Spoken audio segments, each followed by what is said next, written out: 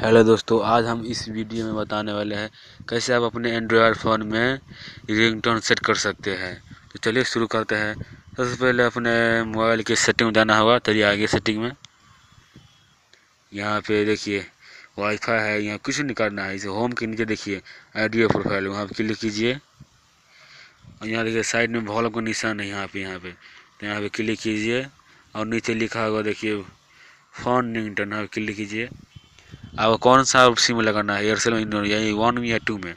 1 में लगाना है।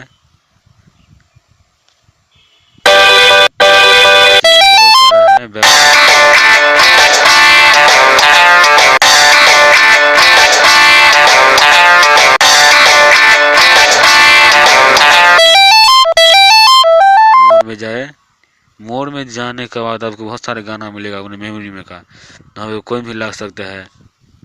चलिए लगाते हैं,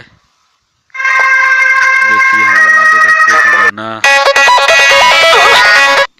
यहाँ पे क्लिक कीजिए और यहाँ के सेलेक्ट हो गया, ओके कीजिए।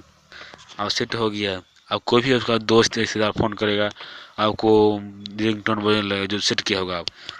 अगर वीडियो अच्छा लगे तो प्लीज़ लाइक एंड सब्सक्राइब करना मत भूलिए, शेयर भी करें। धन्यवाद, मिलते हैं अगले वीडियो में।